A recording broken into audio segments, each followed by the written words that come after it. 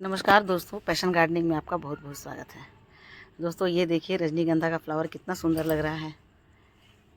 और मैं फिर से कहती हूँ, यदि आपने नहीं लगाया है तो ज़रूर लगाइए, क्योंकि ये बहुत ही ज़्यादा फ्रेगनेंस वाला फ्लावर है और देखने में इतना सुंदर लगता है। लेकिन आज की वीडियो इस पर नहीं है। आज की वीडियो में आप लोगों को दिखलाऊँगी कि मैं नर्सरी गई थी तो नर्सरी से मैंने कौन कौन से प्लांट लाए। तो देखिए, एक प्लांट तो मैंने ये लाया है। मेरे पास तो बहुत सारे हिबिस्कस हैं, लेकिन एक जो है मिनिएचर हिबिस्कस है, जो कि बहुत ज़्यादा खिलता है। मतलब ये छोटे छोटे से ही रहते हैं, लेकिन इसमें बहुत ज़्यादा फ्लावर होते हैं। बहुत पहले मेरे पास ग्राउंड फ्लोर पर था, लेकिन कुछ कंस्ट्रक्शन के कारण वो ख़राब हो गया। तो ये एक ही कलर में आता है, इसी कलर में आता है और ये बहुत ज़्यादा खिलता है। तो एक फिर से मैंने इसे लेकर आई हूँ, क्योंकि पूजा वगैरह में बहुत ज़्यादा काम आते हैं। इसमें बहुत सारे फ्लावर आते हैं। तो एक मैंने ये लिया, तो इसी की मैंने रिपोर्टिंग कर दी। उसके बाद दूसरा प्लांट मैंने लिया। देखिए दोस्तों कितना सुंदर है, कैलेडियम। तो ये मुझे बिल्कुल रेयर लगा। हालांकि इसकी कीमत काफ़ी है, 200 है। लेकिन जब प्लांट बहुत पसंद आ जाए तो फिर 200 कीमत कोई मायने नहीं रखता है, क्योंकि ये इतना सुंदर प्लांट है। और देखिए इसमें तो ये तो बल्ब वाले हैं। इस बार एक प्लांट है, अगले बार इसमें फिर से बल्ब हो जाएंगे, तो अगले साल इसी बल्ब से कई सारे प्लांट बन जाएंगे। तो एक मैंने ये ले लिया। हालांकि मुझे लगता है कि ये मुझे मैंने बहुत सारी चीज़ें ली तो दाम कट करके उसने शायद 150 लिए हैं, लेकिन ये 200 बोला था। तो ये मैंने बहुत ही कुछ सुंदर सा प्लांट लिया है और ये सुंदर लग रहा है। उसके बाद एक मैंने देखी टोपियरी बनी हुई थी, मतलब बास्केट बनी हुई थी। एक ये प्लांट क्या मुझे नाम याद नहीं आ रहा है। इसमें पिंक कलर के भी फ्लावर होते हैं, रेड भी होते हैं, और ये वाइट वाला है। तो ये बना ही हुआ था और मुझे अच्छा लगा। देखिए ये तो पॉली बैग में ही है, लेकिन इसी में नर्सरी वालों ने ही बना कर रखा हुआ था। तो मैंने इसी के साथ इसे ले लिया और ले करके मैं इसे आ गई हूँ। तो अभी मैंने इसे रिपोर्टिंग नहीं किया है, क्योंकि काफ़ी ये कमज़ोर है। और देखिए पूरा बना हुआ है। तो टोपियरी तो इसे मैंने एक ले लिया, तो ये अच्छा रहेगा, आगे चल के मेरी टोपियरी बनी रहेगी।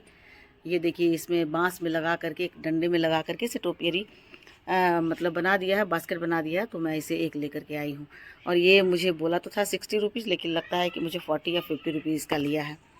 उसके बाद ये देखिए दोस्तों, मैंने एक मोर पंखी लिया है, क्योंकि मोर पंखी भी सुनते हैं कि बहुत ही लकी प्लांट होता है, घर में होना चाहिए।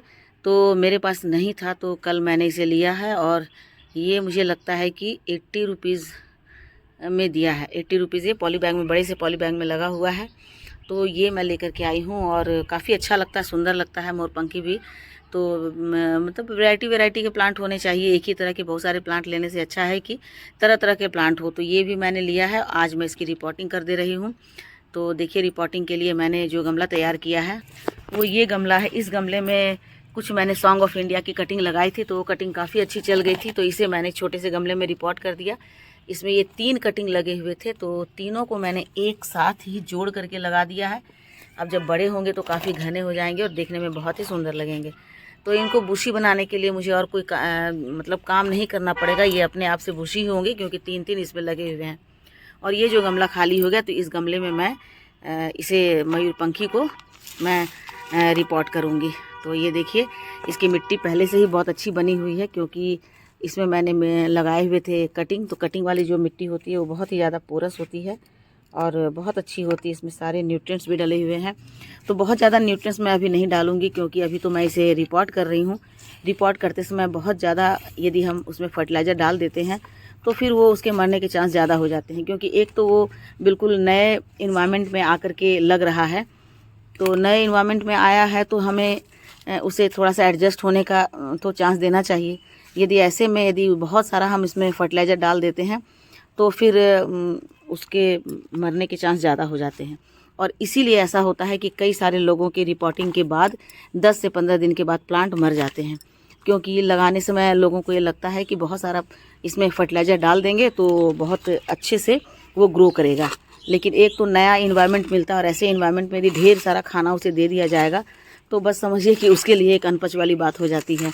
इसलिए वो उसके साथ एडजस्ट नहीं कर पाता है और प्लांट हमारे मरने लगते हैं। तो हमें बहुत ज़्यादा अभी फर्टिलाइज़र नहीं देना है, बस फंगिसाइड ज़रूर देना है, ताकि उसमें कोई फंगस नहीं लगे। और नीम की खली भी दे सकते हैं, क्योंकि नीम की खली बहुत ज़्यादा फर्टिलाइज़र नहीं होता है, लेकिन माइक्रो न्यूट्रिएंट्स होते हैं और साथ ही साथ वो फंगस को भी दूर करते हैं। देखिए मैंने जो कटिंग लगाई थी सॉन्ग ऑफ इंडिया की, तो नीचे नीचे तक उसकी जड़ें हो गई थी, तो मैंने ऊपर से ही निकाल लिया है। तो इसलिए नीचे नीचे तक जड़ें दिख रही है। और देखिए मिट्टी में बहुत सारे इसमें रेत मिले हुए हैं, बालू मिले हुए हैं। तो इसलिए ये मिट्टी रिपोर्टिंग के लिए बहुत ही अच्छी है। तो इसमें मैं लगाऊंगी, देखिए है ना। इसको मैंने पूरी तरह से गड्ढा कर दिया है। बस इसमें हमें बहुत ज़्यादा कुछ नहीं डालना है, बस एक फंगिसाइड ज़रूर डालना है, क्योंकि एक तो बारिश का मौसम है और बारिश के मौसम में फंगस लगने का बहुत डर होता है। यदि आप रिपोर्टिंग करते हैं तो थोड़ा सा इसकी मिट्टी में डाल देते हैं, बाद में जब पानी डालेंगे तो ये अपने आप पानी से घुल करके और मिट्टी में मिल जाएगा। दूसरा ये है ये एप्सम सॉल्ट। एप्सम सॉल्ट में मैग्नीशियम होता है और ये प्लांट को शॉक से बचाता है, क्योंकि नया प्लांट है और नए वातावरण में आया है एडजस्ट करने के लिए। यहाँ के जो पेड़ पौधे हैं उनसे वो बहुत ज़्यादा फैमिलियर नहीं है, तो उसके लिए उसको भी ये डालना है। और तीसरी चीज़ है ये है नीम की खली। तो नीम की खली डाल देते हैं ताकि और भी इसमें माइक्रो न्यूट्रिएंट्स भी हैं और ये कीटाणु नाशक भी होता है। तो इस तरह से इन सबको डाल करके हमें इसे अच्छे तरह से मिला देना है ताकि मिट्टी में ये मिल जाए। और अब हम इसे रिपोर्ट करना है।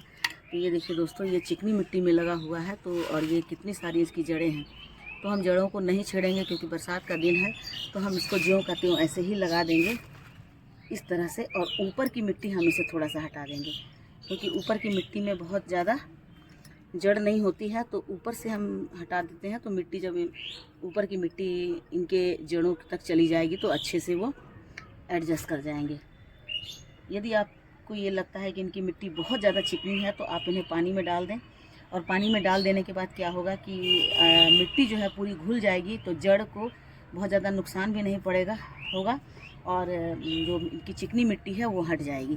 तो इस तरह से बीचों बीच लगा करके और अच्छी तरह से दबा देना है ताकि इनकी जड़ों में किसी भी तरह से कोई हवा नहीं जाए, एयर पॉकेट नहीं रहे, तो इनकी जड़ों में फंगस भी नहीं लगेगा। और ऊपर से जो भी मिट्टी है वो मिट्टी डाल दें। तो ऐसे हम लगाते हैं तो हमारे बरसात के दिनों में या किसी भी समय में हम जब भी कोई भी पौधा लगाते हैं तो हमारे पौधे कभी भी ख़राब नहीं होते हैं। तो बस यही शेयरिंग थी। आपने भी कोई पौधा लाया है इस समय तो उसे ऐसे ही लगाएं, बहुत ज़्यादा फर्टिलाइज़र नहीं डालें, नहीं तो पौधा आपका ख़राब हो सकता है। और इसके बाद इसमें हमें पानी डाल देना है, ठीक है।